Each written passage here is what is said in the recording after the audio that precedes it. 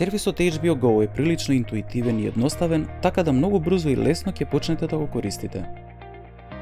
Во горниот дел од апликацијата се наоѓа мени кој всушност представува предефиниран филтер според кој можете да пребарувате содржини по категории. На крајната десна страна прикажано е менито за конфигурација на апликацијата преку името на вашиот кориснички профил. Доколку притиснете на името од вашиот профил, ќе излезат две опции, и тоа поставки и одјава.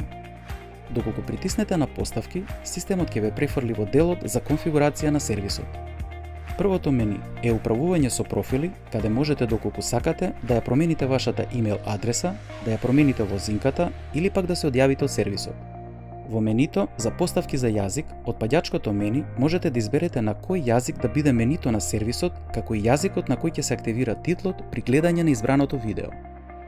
Во менито за уреди, од десната страна ќе се појават уредите на кои сте се најавиле.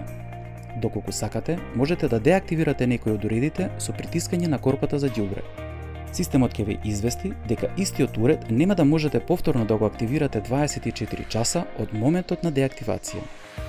Над регистрираните уреди се наоѓа TV PIN кодот кој ќе ви послужи за активирање на апликација за сервисот HBO Go на вашиот смарт телевизор.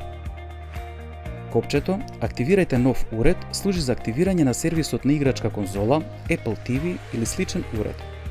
Пратете ги упатствата на сервисот како би можеле лесно да активирате дополнителен уред. Во делот за родителски надзор можете да го ограничите гледањето содржини кои не се примерни за лица помлади од поставената старосна граница, без претходно да внесете PIN код.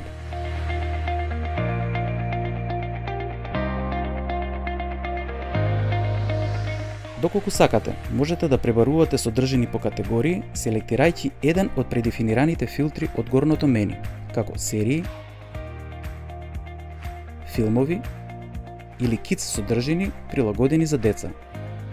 На првата страна, доколку скролате надолу, представени се најгледаните содржини, хит сериите, потоанимираните филмови и слично.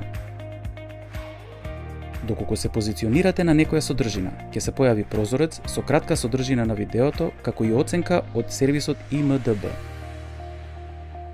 Притиснете и системот ќе ве однесе на страницата од видеото.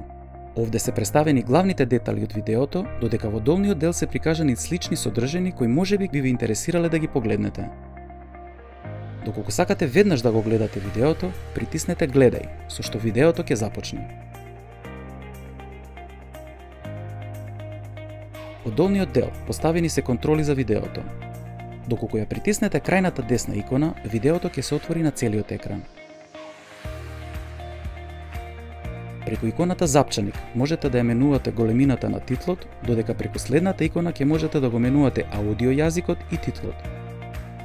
Со иконата Звучник ќе можете да ја намалувате и зголемувате гласноста на видеото. Останатиот дел представува временска лента и доколку се движите по неа ќе можете да го гледате видеото од било која временска позиција.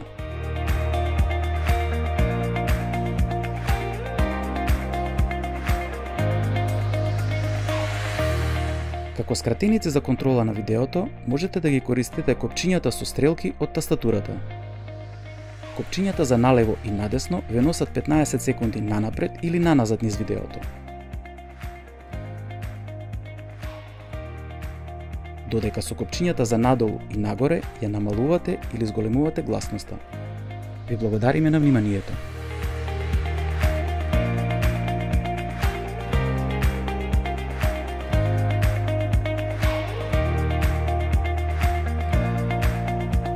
Повеќе за вас. VIP.